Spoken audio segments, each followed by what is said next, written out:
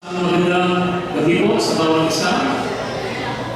Praise the Lord. Tayo po ay nag-relax sapagkat tayo po ay parami ng parami tuwing Thursday.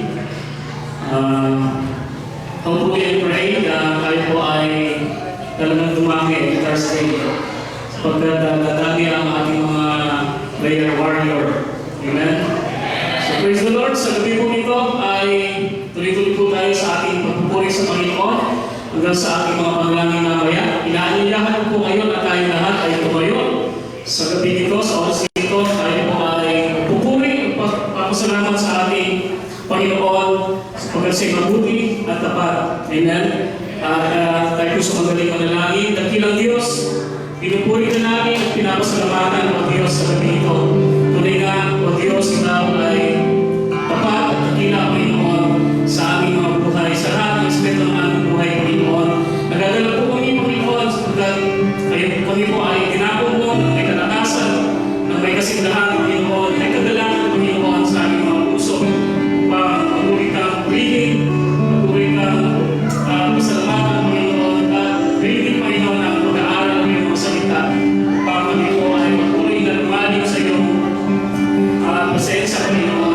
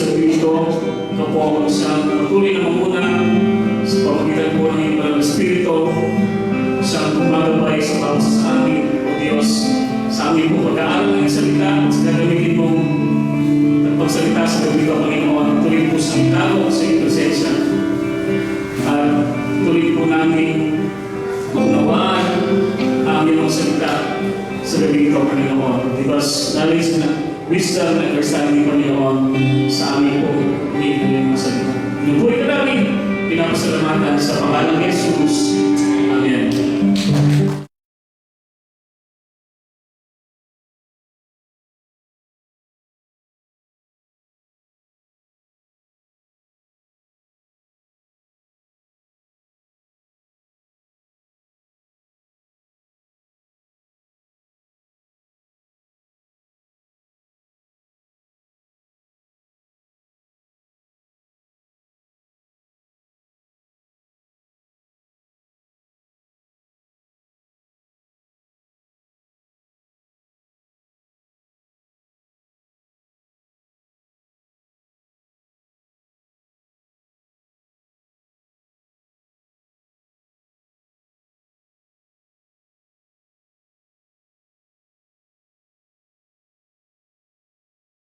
Gabi po sa bawat isa.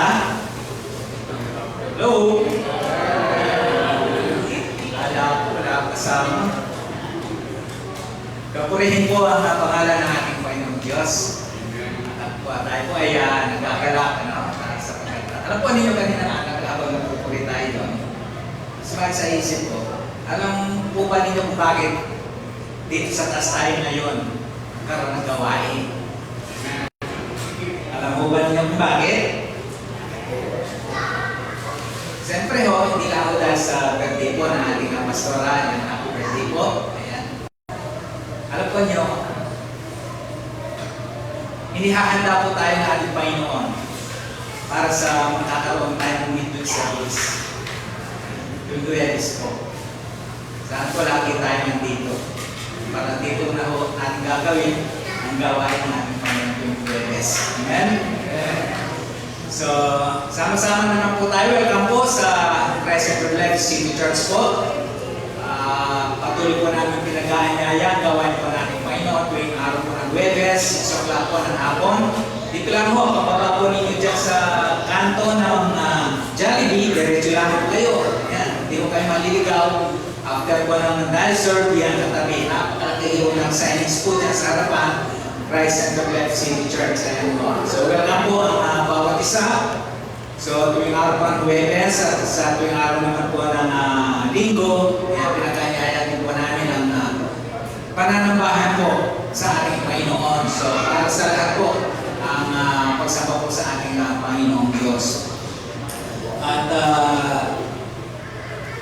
ayun, lagi kong sinasabi na buksan po natin ang ating mga tahanan at lalo na po ating mga puso sa salita ko ng ating Panginoong Diyos.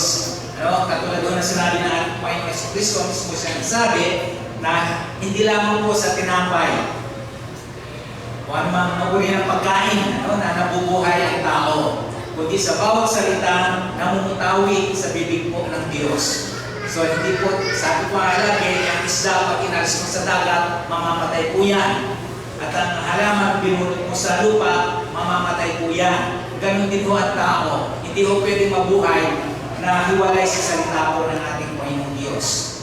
O kaya po, patuloyin mo natin ang salita po ng ating Panginoon. Sa pamagitan nga ho, kung kayo po nagnanais na magkaroon po ng mga pag-aaral ng salita po ng Diyos sa inyong mga tahanan, so pwede po kayo magpag-ugnayan sa amin o maglagay po kayo sa comment section po yung pangalan po ninyo at complete address po ninyo at pupuntahan po namin kayo at kami po ay buong pusong maglilingkod sa inyo, ihahatid po sa inyo ang salita ng ating Panginoong Diyos. Sapagkat ito po ang puso ng ating Panginoong Diyos ang ihatid po ang salita niya sa bawat isa sa atin upang malaman po natin ang kanyang kalooban. Amen? So, ano pa ba? So bago po tayo manalangin sa ating pag-aaralan, yan pinapatid po natin yung mga may kaarawan po nitong buwan ng April, ano? Hindi po tayo nakiksali sa April Fool na sinasabi. So, ayan nga po, Pastora, sa Miki, ngayong araw po, yan. At belated happy birthday, siyempre, sa ating pong konsyal. Yan. Ang sarap ng, papaitan. Sarap pala kasi, sabi ko, parang doon lang nabo pagkatao ko, nakatikim ako ng papaitan. Actually ho, noon lang ho ako nakatikim talaga. Kasi, narinig ko na ho yan, naamoy ko, pero hindi ko gusto yung amoy. Pero doon ako pinatikim sa akin, ang sarap pala. Ano? Sana sa susunod. Sa ulitin. So, praise God. At tayo po ay nakapag-pray muna. Salamat kami lagi ng Diyos, Ama, sa hapon po ito, sa pagkalakan po na mula sa iyo na nilagay mo po sa aming mga puso. Ayun ang Diyos. At tinipon po kami, Panginoon, hindi sa anumang bagay, kundi sa dahil sa iyong salita na nais po namin mapakinggan, matuto, Diyos, upang lumawak pa po ang kaalaman patungkol po sa iyong salita na sa ganon na mayroon pa po itong mayroon mga magtanong na iba sa amin ng Diyos, masasagot po namin ito ng naayon sa iyong salita. Bayan niyo po kami sa pamagitan ng Banal na Espiritu o Diyos, hindi mo naman po ako sisilan. Panginoon, ikaw po ang sa mapapuri at maparangalan sa aming kalagitnaan. Ito po ang aming dalangin sa pangalan ng aming Panginoon Jesus. Amen. So, kumusta po ang ating Holy Week? Ito pa yung week Holy, ano? Sana tayo po ay nasahin din natin. No? Pinalala po tayo ng ating Panginoon, ipabuhay po natin yung kabanalan. Sabi na ni Pedro, no?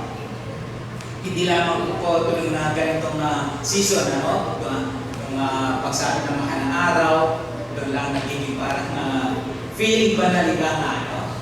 Taang tao. Ang nakalulungkot lang ho, ako sa pag-post ko ng Facebook, napapain po ako at nalulungkot po na ganun po ang napag-alala ng iba nating mga kababayan sa ginawang sakripisyo po ng ating Panginoon. Ginawang katatawanan po sa totoo lang.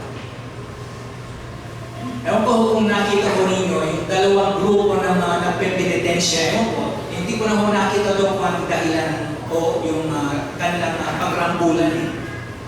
Dalawang grupo po ng nagpe-penitensya, yung nagsusugat. Nagrambulan po sila, nag-away.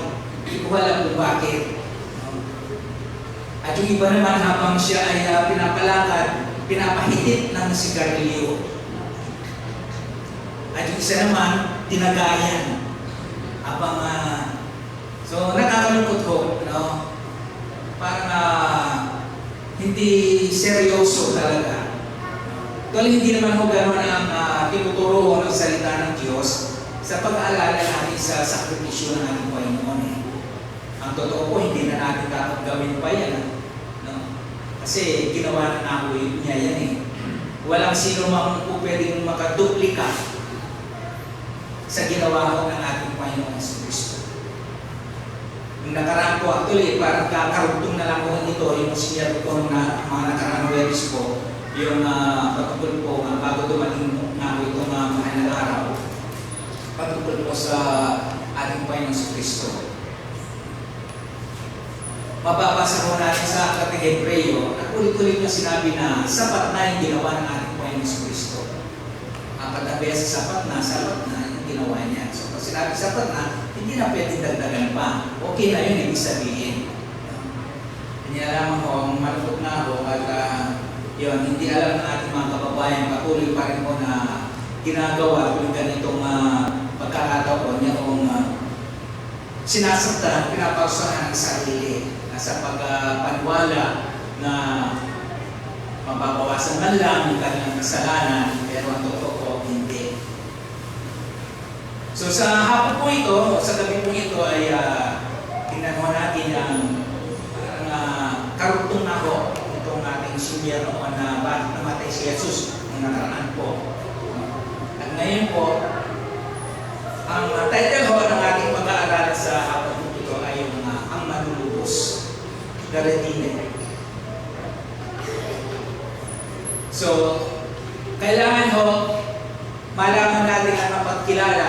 Unang papansin man ng lahat kung sino yung tunay na manunubos. Pangalawa, bakit niya tutubusin? At sino yung tutubusin? At dito makikita natin yung connection ng kautusan, kasalanan at ang sumpa. So samahan po ninyo ako dito sa aklat ng Mateo chapter 20 verse sama po natin, basahin po natin itong passage. Mula po sa verse 20 hanggang 28. Lumapit kay Jesus ang asawa ni Zebedeo kasama ang kanyang mga anak. May ibig siyang hilingin, kaya lumuhod siya sa harapan ni Jesus.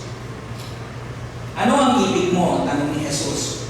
Sumagot siya, sana ipagkaloob ninyo sa dalawa kong anak na ito ang karapatang na makaupo sa katabi ninyo sa inyong kaharian, isa sa kanan at isa sa kaliwa. Verse 22, hindi ninyo nalalaman ang inyong hinihingi, sabi ni Jesus sa kanila. Mababaka ba ninyo ang hirap na babakahin ko? Opo, tugon nila. Sinabi ni Jesus, ang hirap na babakahin ko, babatahin na ninyo. Ngunit wala sa akin ang pagpapasya kung sino ang mauupo sa aking kanan at sa aking kaliwa. Ang mga lulukang sinasabi ninyo ay para sa mga pinaghandaan ng aking Ama. Nang marinig ito ng 10 alagad, so yung 10 alagad pa niya, nagalit sila sa magkapatid. Kaya pinalapit sila ni Jesus at sinabi sa kanila, alamin niyo ang mga pinuno ng mga hentil ay nag-ahari sa kanila at ang mga dinadakila ang siyang nasusunod. Ngunit hindi ganyan dapat umiral sa inyo. Sa halip, ang sino man sa inyo na ibig maging dakila ay dapat maging lingkod. At sino mang ibig maging sa pinuno ay dapat maging alipin ninyo. 28, tulad ng anak ng tao, naparito o nanaparito, hindi upang paglingkuran, kundi upang maglingkod at ialay ang kanyang buhay upang matubos ang marami. Nagbigay po ng halimbawa ang ating Panginoon Kristo sa kanyang mga alagad. Ang pagbibigay po ng halimbawa ay siya mismo po ang ibinigay ng halimbawa. Sa nakita po natin yung inang dalawa, meron siyang kahilingan. Na pagdating ng araw, yung dalawang anak niya, paupuin isa sa kanan, sa kaliwa. Nung marinig ito ng 10, nagalit sila. Nung mabasa ko yung, bakit ka nagalit ng 10? Naisip ko marahil, hindi nila matanggap o hindi sila papayag na yung dalawa ang mauupo doon. Parang kailangan pa gawin. Ganun eh. Hindi nila, kailangan sila ng mauupo doon. Kaya sinabi ng ating Panginoon, hindi dapat ganyan ang umiral sa inyo. Kung gusto nyo maging dakila, maging alipin kayo. Tulad ng anak ng tao, sabi siya ho ang ating Panginoon Kristo, sinabi na naparito siya. Actually, doon sa hugasan din ho ng ating Panginoon, ang paan ng kanyang mga alagad, ay sinabi rin ng ating Panginoon sa kanila na kung ako nga ng Panginoon ninyo, tinatawag ng Panginoon ninyo, ay naghugas ng inyong mga paa, maghugasan din kayo. At dito rin ho, sinabi din ng ating Panginoon na hindi ganyan yung ang dapat umiral sa inyo. Kung gusto nyo maging dakila, pagdating ng araw sa kaharian ng langit, eto, maging lingkod kayo. Maging alipin kayo. After sila ito sa posisyon, siyempre nga, Panginoon, iba yung kapag tinawag ang kamayan ni ba? Pero medyo matikas ang dating eh. Pero ang Panginoon hindi ko ganyan. Hindi ko siya after sa posisyon at sa title. Kaya sabi ko doon sa talatang 28, doon po tayo tututok eh. Kaya sinabi ng ating Panginoon, tulad ng anak ng tao, siya ho ang ating Panginoon Kristo, naparito siya. So, siya po yung katawang tao, pumarito sa sanlibutan. hindi siya pinaglingkuran. Hindi siya hinimo ang sino man na paglingkuran ninyo ako. Hindi, sabi niya, parito siya hindi paglingkuran, kundi upang maglingkod.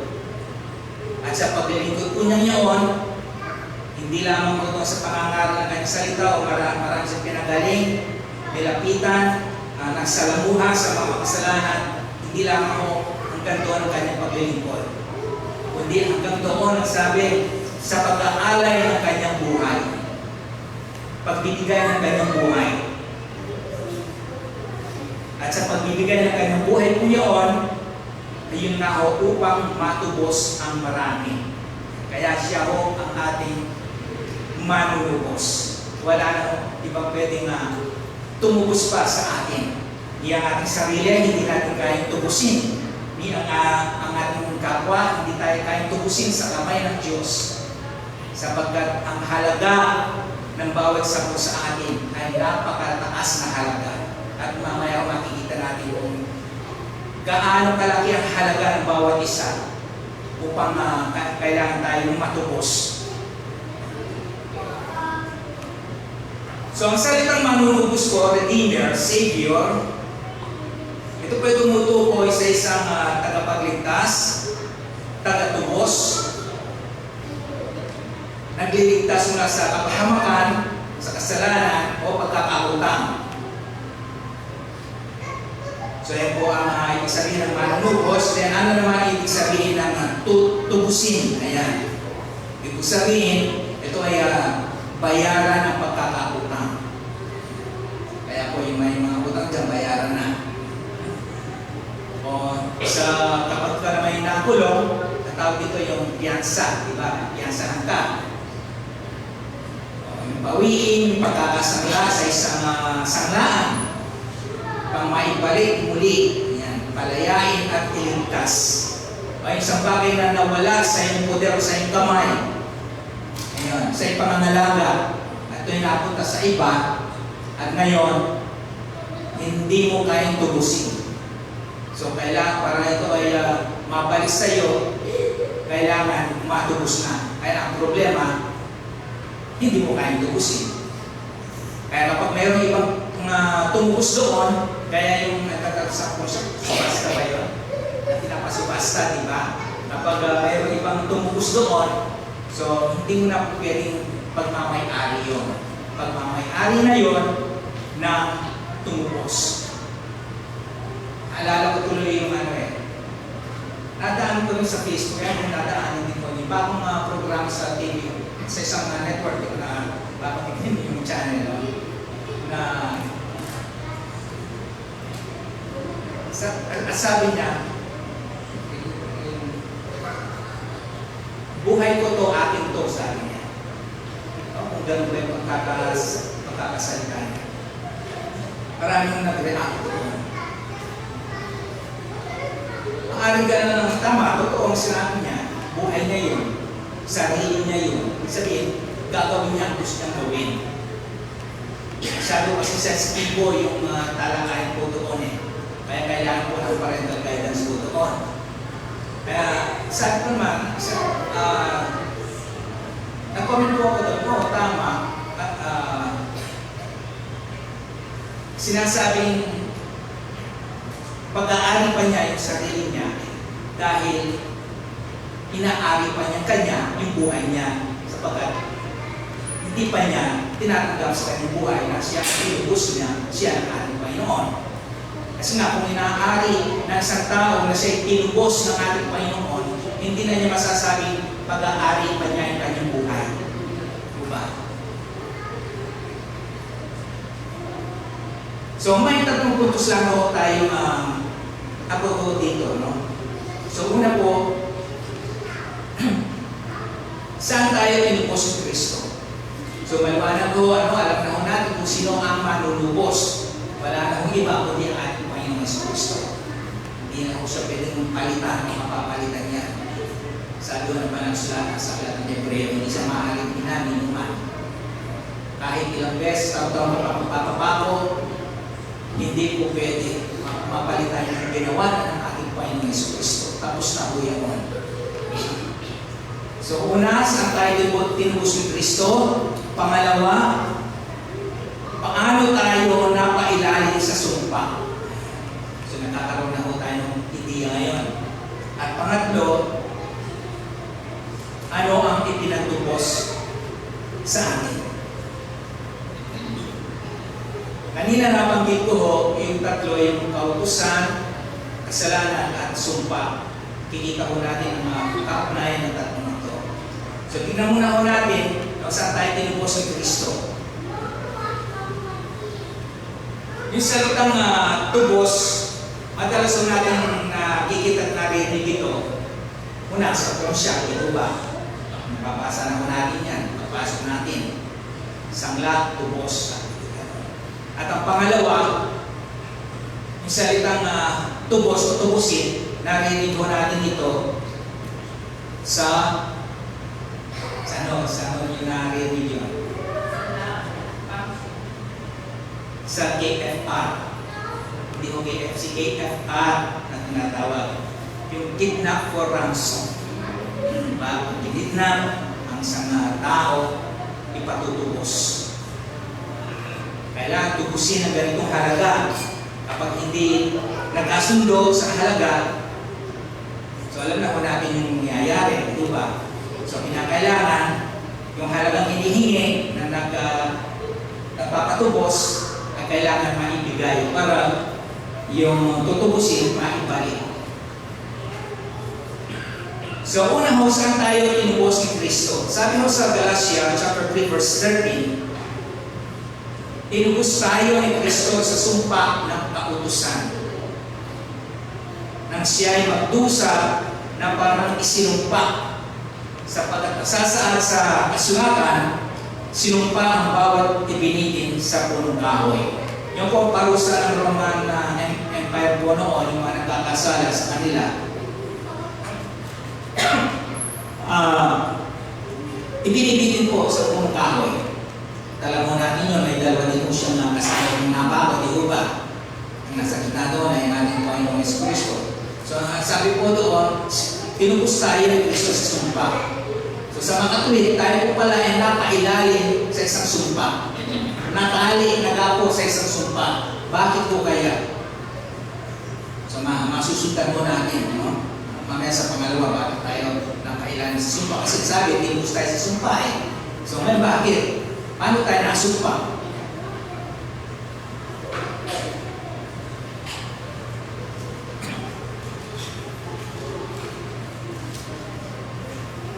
So sabi mo doon sa Galatia, nang siya magdusa ng parang isinumpa, actually ho, ang ating Panginoon Kristo, wala mo siyang kasalanan. Hindi ko siya naparusahan na bayubay doon sa krus dahil siya nakasala, kaya siya parang isinumpa po doon. Then sa Galatians chapter 4, verse 4 hanggang 5, sinasabi ko doon, ngunit dumating ang takdang panahon, sinugo ng Diyos ang kanyang anak, isinilang siya ng isang babae, at namuhay sa ilalim ng kautusan, 5, upang palayain ang mga nasa ilalim ng kautusan. Mula sa isang kautusan, huwag mong kainin yan, pag kinain nyo yan, mamamatay kayo. At mula po sa isang kautusan, dumami po ang kautusan. At hindi lamang po 10, marami pa po doon sa 10.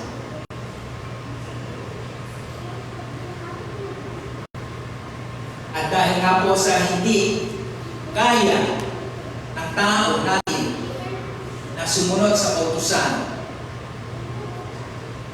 ginawa ko ng Diyos ang ginagawa ng kautusan. Sa ato ng Balang Sulatan na naisip ko na rin kung nakaraan.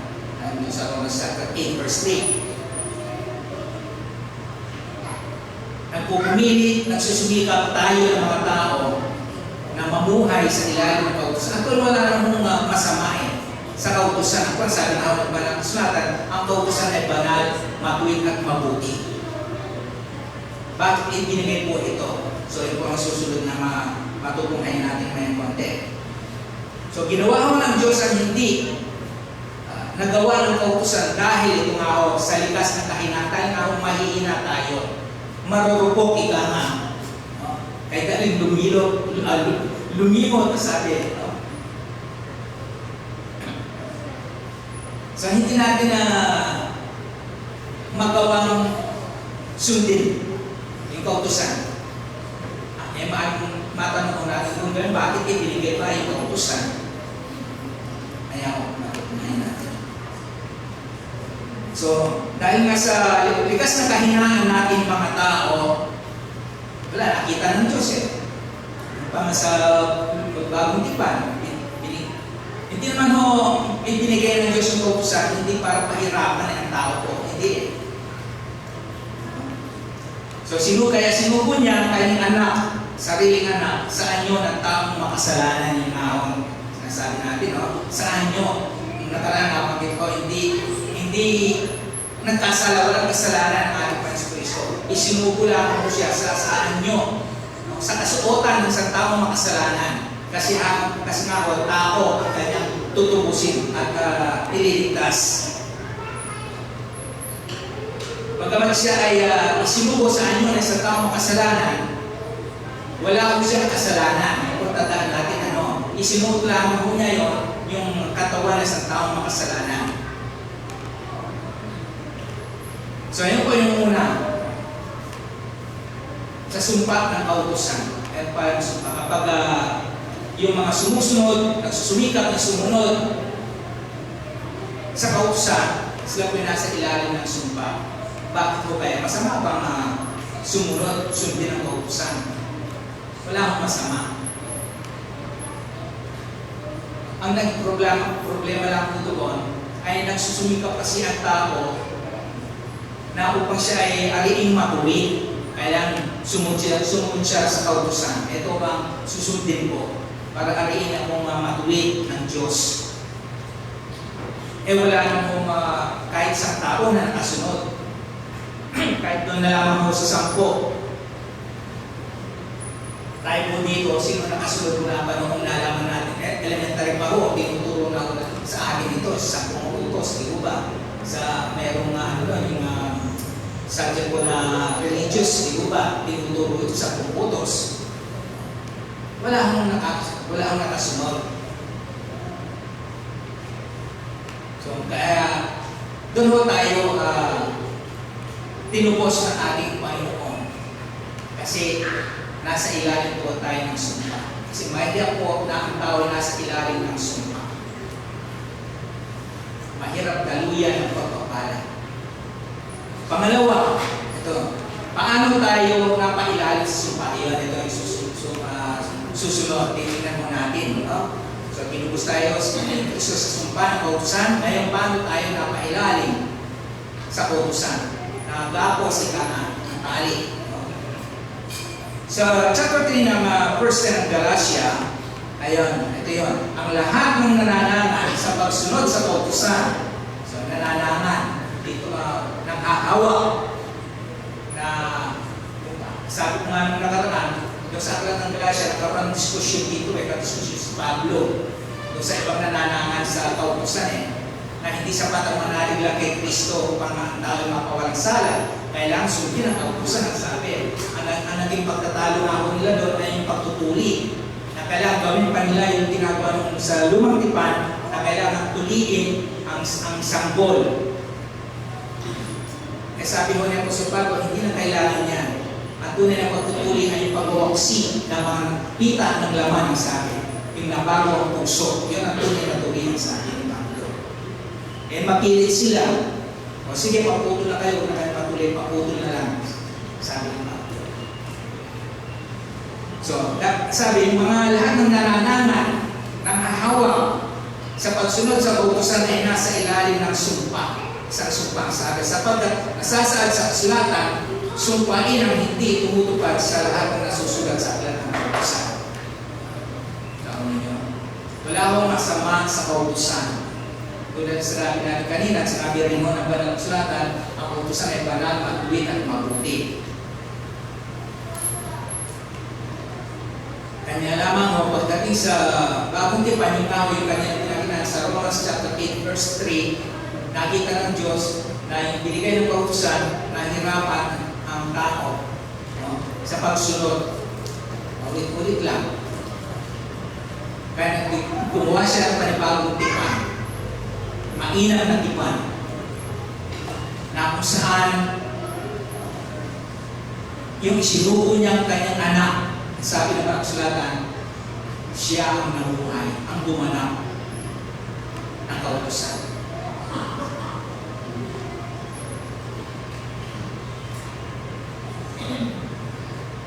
So wag mo natin ma-misinterpret na kung wala na tayo sa ilalim ng kautusan, ay malaya na tayo, suway naman, hindi o. Ang tinutukoy ko dito, yung wala na tayo sa ilalim ng kautusan, sabihin, kapag tayo ay nananangan sa kautusan, kapag tayo maging matuwid, yun mo ang hindi nararapat. Pero hindi sabihin na, halimbawa, igalang mo yung mag-ina, diba, nasa kautusan ko yun, hindi ibig sabihin na wala na tayo sa ilalim ng kautusan, hindi na natin susundin yun. Susuwayin na natin yun. Maglapastangan na tayo sa ating mga magulang. Hindi ko pero ibig sabihin na wala na tayo sa ilalim ng kautusan. Susundin pa rin natin yun, hindi dahil upang tayo maging matuwid sa harapan ng Diyos. Dahil yun ang nararapat na ibinigay ng Diyos na kautusan upang maging gabay mo natin sa pamumuhay natin sa kanyang kabanalan.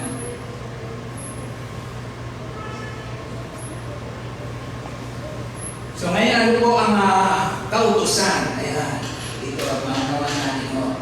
Ang kautusan ay banal at ang bawat utos ay banal, matuwid at mabuti. Papasok natin sa Romans 7:12. So wala akong masama sa kautusan. Ano? Ang kautusan ay ibinigay ng Diyos sa mga Israelita bilang tuntunin at batas upang sundin nila habang sila ay naninirahan sa lupang ipinangako. So makita ko natin, napakaraming habilin ng ating Panginoong Diyos sa kanyang bayan. Na kapag andun na sila sa lupang ipinangako niya sa kanila, lalo na ang kahabi-habilin niya sa kanila ay huwag silang makikiisa sa mga dadadan nila doon sa pagsamba sa mga Diyos-Diyosan. At yung kanilang mga anak ay kumuha ng asawa sa mga nandun na dadadan nila. So ibinigay sa kanila yung kautusan upang maging gabay nila at tuntunin sa kanilang pamumuhay upang manatili ang takot nila sa Diyos. Pero sa kabila po noon, ano pa rin ang pagsuway nila dahil mahina ang tao kahit mga tao. Sa Hebrews 7:11, ang kautusan ay binigay ng Diyos sa mga Israelita upang sila ay maging ganap. Sandali. Parang may spot na may kontradura at sinasabi natin, hindi tayo maaaring ganap. Tama po yan, ibinigay ng Diyos yung kautusan upang sabi po doon, upang sila maging ganap. Kung masusunod na ako natin ng tao, yung kautusan. So, ito, tuloy po natin para kumpleto. Kung ang pagiging ganap ay nakamtan sa pamagitan ng mga saserdote mula sa angkan ni Levi, ito po ay sa lumang tipan at tinutukoy muna, no? Binigay yung kautusan upang sila maging ganap. May binigay siya ng saserdote upang pangunahan po sila, no? Hindi na sana kinailangan pa ang ibang saserdote. So may mga kahinaan yung mga naunang saserdote kasi sila man po kasi kailangan mag-alay din para sa kanilang mga kahinaan at kasalanan.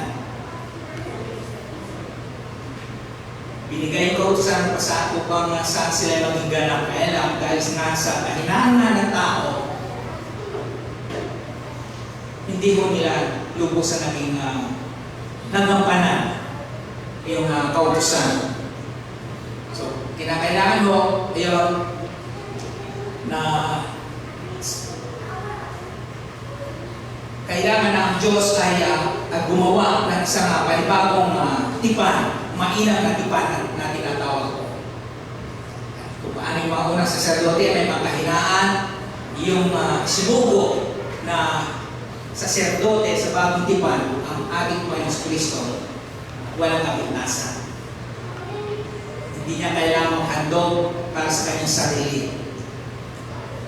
At sa kanyang paghahandog para sa mga kasalanan, hindi niya kailangang magdala ng katulad ng dinadala noon sa lumang tipan ng mga saserdote ng mga hayop. Kundi sabi ko na ba ng sulatan doon sa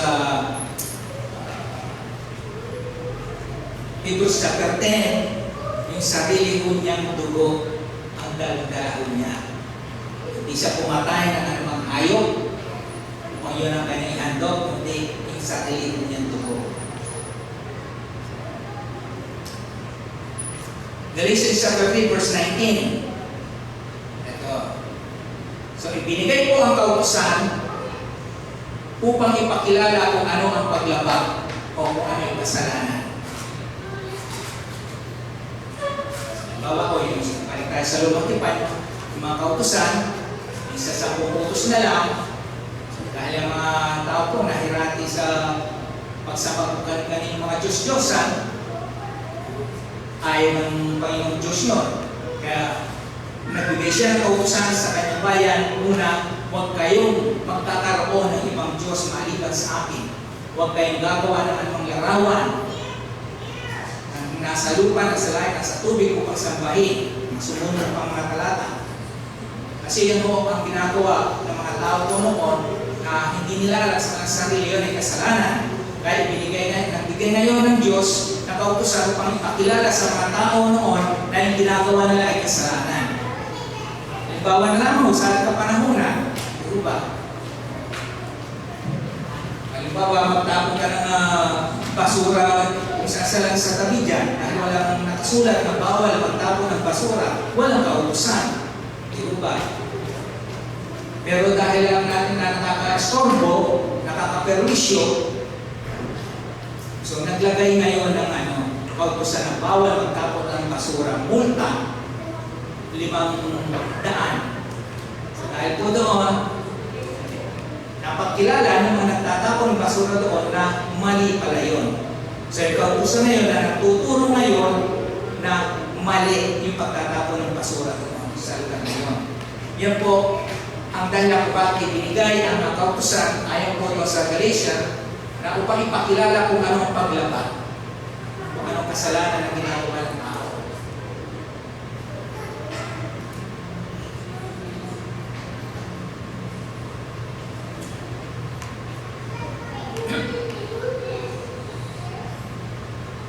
Sa Romans chapter 7 verse 7, yung 7 muna ako.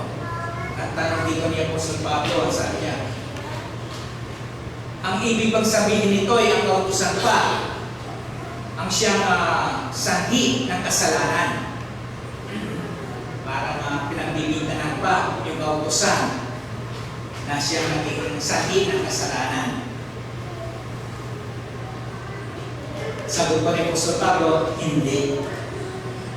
Hindi ang kautusan kung may sala.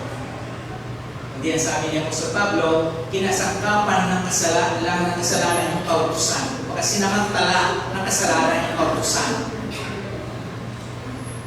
So tuloy ko natin.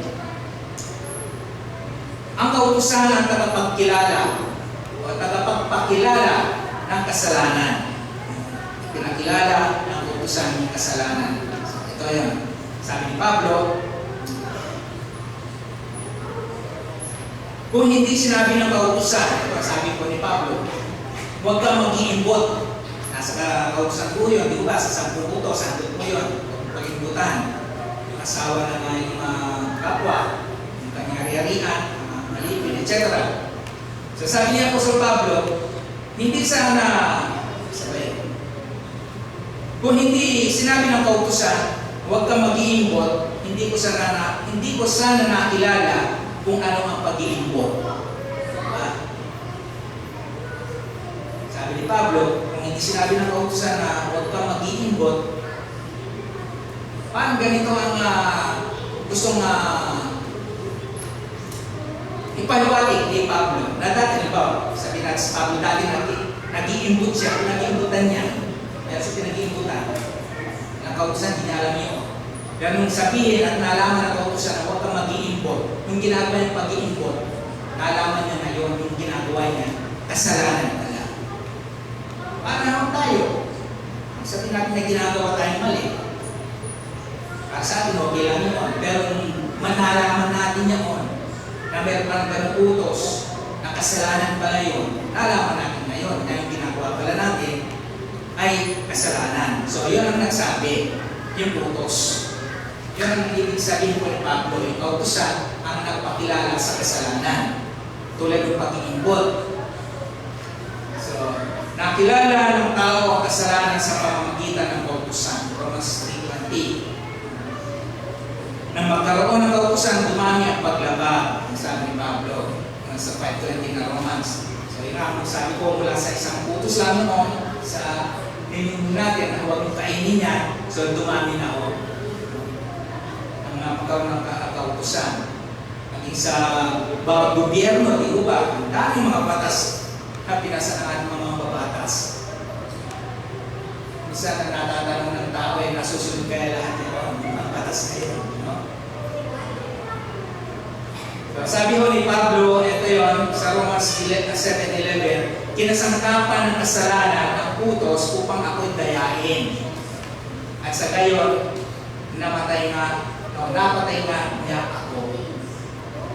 Kinasangkapan lang ho ng kasalanan yung kautusan. Sinamantala ibig sabihin. Dahil sinabi ng kautusan, kapag mag-iimbot, yung kasalanan, sinamantala naman yun. Kaya patay niya tao. Dahil ang tao na mag-iimbot.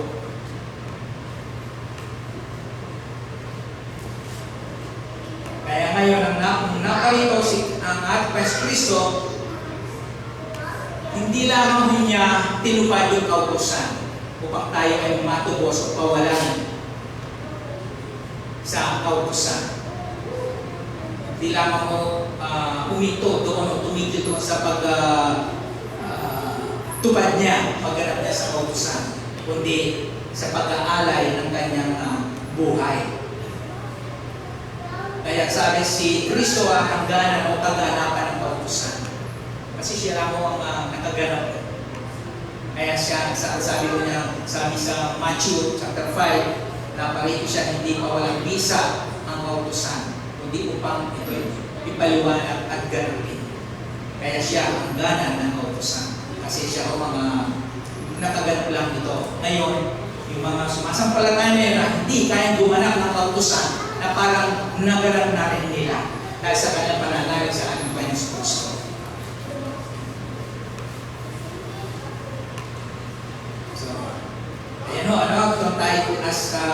Doon tayo tinubos ng ating Panginoon sa ilalim ng sumpa. Grabe o, no? Paano kaya isipin natin mo? Katulad ng nakidnap na hindi kaya tubusin ng kanyang mga magulang. Yung iba, pinapatay na lang eh. Sabi nga, pagkadala na namin ang ulo, hindi nakakapagod. Ganun mangyayari sa atin kung hindi tayo, kung walang manunubos na dumating dito sa sanlibutan. Lahat daw tayo mamamatay. Ay, pangatlo, nasa pangatlo na ho tayo. Tama ko. So ano ang ipinantubos sa atin naman ni Kristo? Tulad ng mga saserdote po noon, nagdadala sila una sa sarili nilang handog, then yung handog para sa mga tao. Kaya lang sabi, may kakulangan yun eh. Kaya, isang mahina ka saserdote po ang sinuro ng ating Panginoong Diyos ng kanyang tuto ng anak.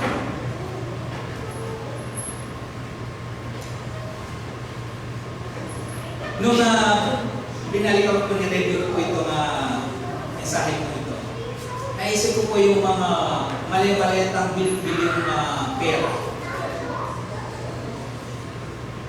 Siguro iniisip ng mga taong ito, dahil sa mali-maliatang biling pera nila ay pag sila namatay, kaya nilang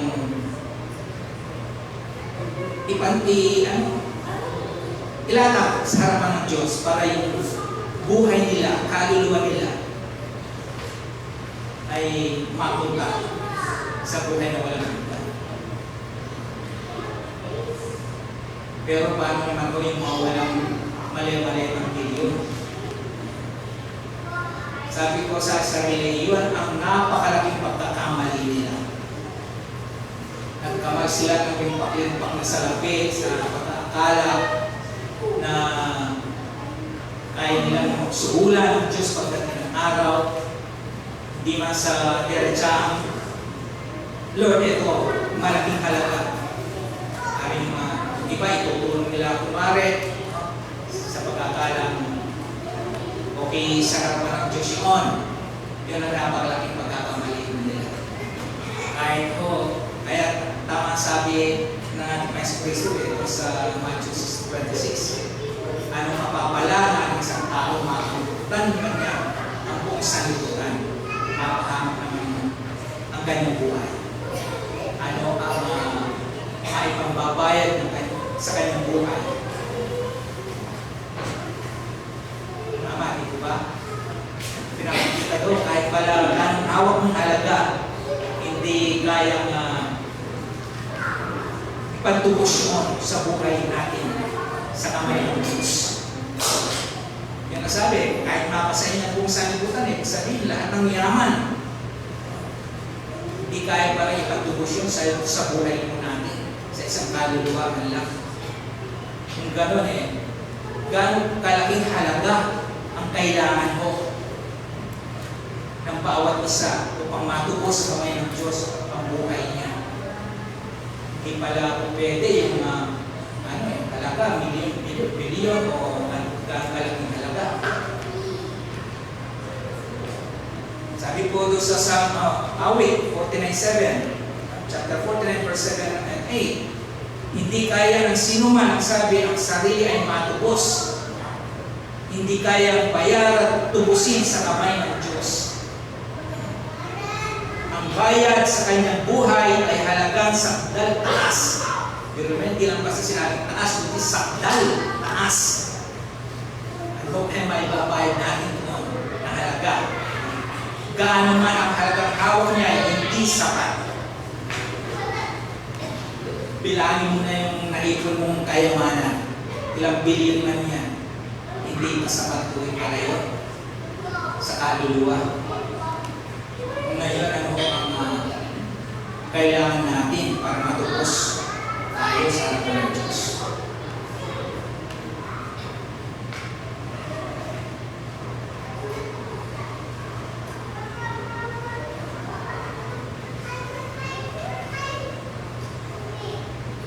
Sa 1 Peter chapter 1 verse 18 hanggang 19, ito yun. Ito lamang ho ang pwedeng ipantubos sa atin. Hindi ang mga sakdal yaman.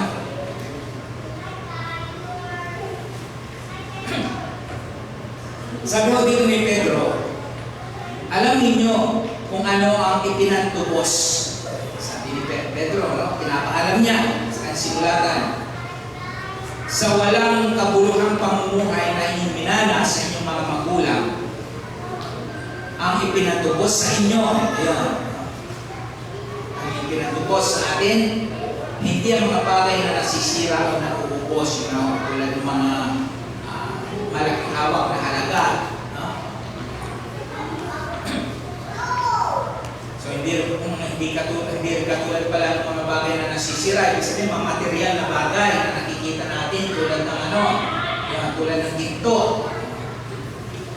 Ilang metric tonelada ba mayroon na ginto ang ating bansa? Isa yata sa pinakamarami ang ating Pilipinas, pero bakit hirap pa rin tulad ng ginto, pila. Ang ginto na yun pinag-aawayan ng ginto, pero hindi pala pwede ipang bahay ito, nagpantupos. 19. Ito yan. Kundi, ito sa verse 19 kung ito ngayon, kung ito po ay pagbubulayin natin maigi, makikita ko natin, masasalamin natin ang ating sarili. kung gaano ang halaga mo. Hindi 1,000,000 ang halaga mo. Hindi ilang milyon o 1,000,000,000 ang halaga mo. Ito ang halaga ho ng bawat isa sa atin. Kaya sabi ko na, binura ko na lang ako dito kasi i-focus mamaya ikiling sa akin ni Hana eh. Binura ko lang ako. Sabi ko, hindi ka basta-basta. Hindi ka ordinaryong tao. Sabi sa verse 19, so hindi makapagin na naubos, nasisira, no? Ito, pilat, hindi yun. Ang pupering ipatubos. Kung gano'n, kundi sa pamamagitan ng mahalagang dugo ni Kristo. Sa ibang salin, ang buhay ni Kristo inihain sa krus. Kaya nga siya ang nagdusa doon eh. Kaya nga siya ibinitin. Inihain doon sa krus. Kaya nga nabuo ng dugo. Yon ang halaga ho natin sa harapan ng Diyos. Siya ang korderong walang bagay at kapintasan. Yun ang halaga ng bawat sa atin. So ngayon, alam na ho natin ang halaga, kung ang presyo ng buhay ko natin. Ano?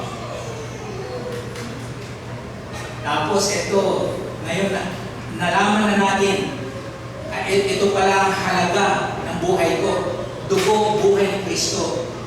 Hindi 1,000,000. Pero minsan ho, sa maliit na bagay na ipagpapalit natin ang halaga niya. Anong sabihin? Diba? Yung walang katumbas na halaga na dugo ng ating Kristo, isa na ipagpapalit ko natin yun.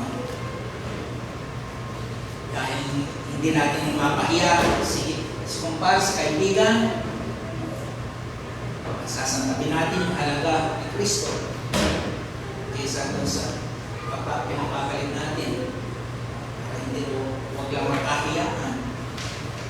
Sabihin nakikiayon, inaayonan pa natin. Kaya nalaman natin na ito pala ang halaga na ipinatubos sa akin upang ako ay hindi mapahamak, upang ako ay makawala sa sumpa. Ngayon, ito papapalit mo lamang sa napakaliit, napakasimpleng bagay. Ibig sabihin ito.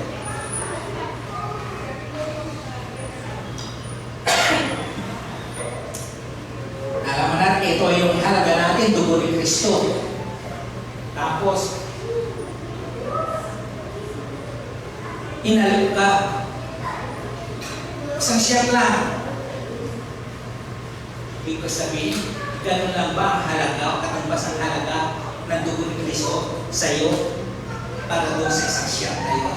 O sa ano ba mang uri ng pagkikiayon sa sanglibutan? Naalala ko po tuloy ng bago-bago, wala akong Kristiyano. First time ko magkaroon ng trabaho dito sa andyan pa yung club. In-interview ko ako para makapasok. Anong gagawin mo? Sabi, inis lang daw.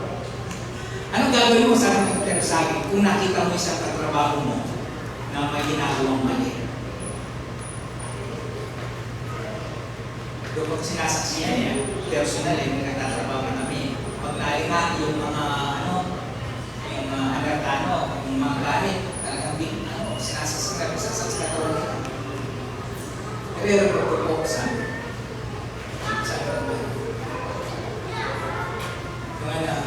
Pinipilit ako ng mga kasama ko. Huwag yung sabihin, umayon ako.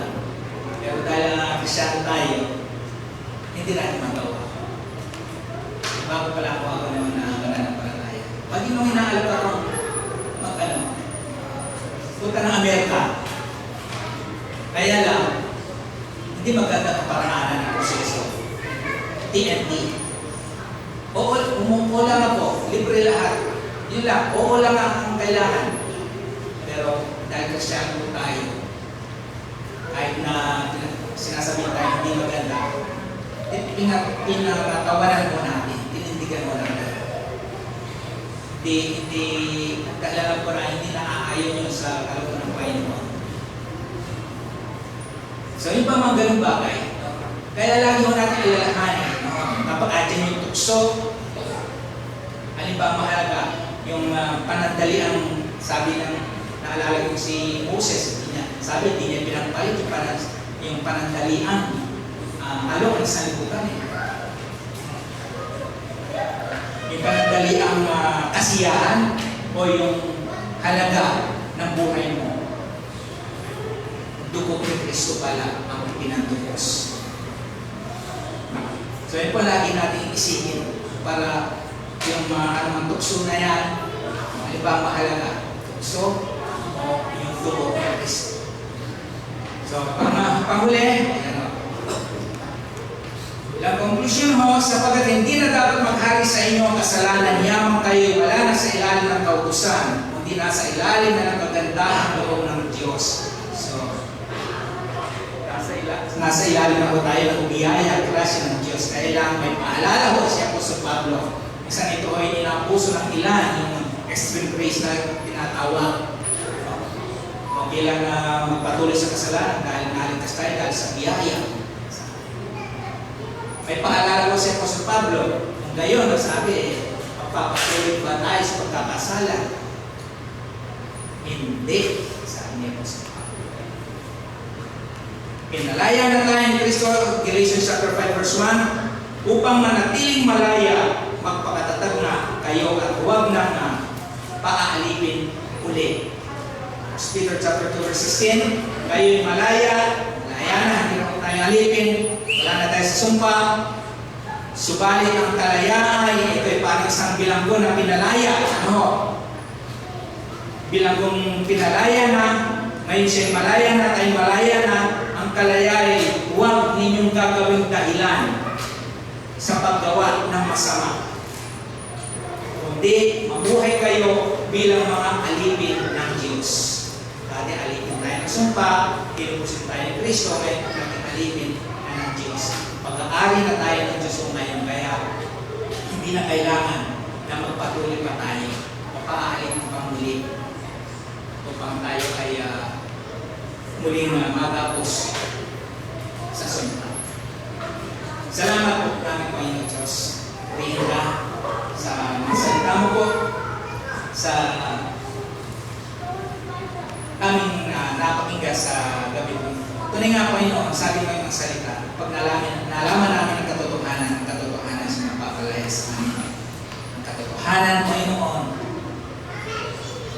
na isinugo mo ang anak na si Kristo upang siya po ang gumanap ng kautusan, sapagkat nakita po po ang kahinaan ng tao na hindi kayang sumunod sa iyong kautusan. Kaya ang parito ay anak na si Kristo upang kami po ay palayain ng mga nasa ilalim ng sumpa. Salamat po. Kaya kami, Panginoon, ay malaya na po. Wala na kami sa ilalim pa. Sa ilalim ng sumpa. Kaya sabi po, Panginoon, ang isipan ng pag-isa kay Kristo o Diyos, ay meron na kami kapayapaan, kapanatagan sa iyong takpan.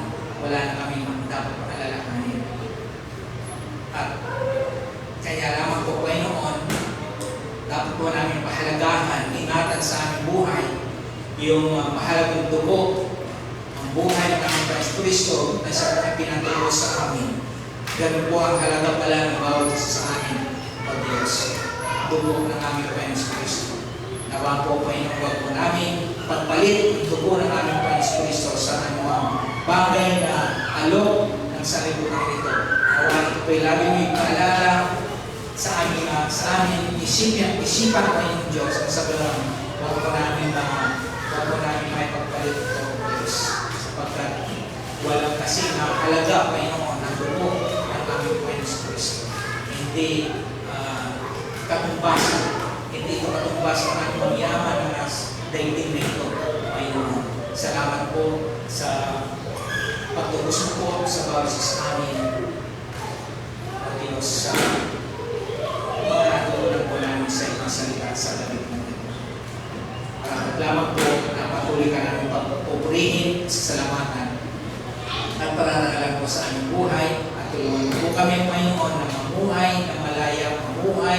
bilang alipin mo sa pagsunod sa iyong kabana, sa kalooban at buhay sa kabanalan. Maraming salamat naman at sa masusunod pa po namin fellowship po Diyos ay pagpapahin po kami patuloy at ikaw pa rin ang nais namin mabigyan ng papuri aming Panginoon. Ito po ang panalangin. Salamat sa pangalan ng aming Panginoon Jesus. Amen. Magandang gabi po.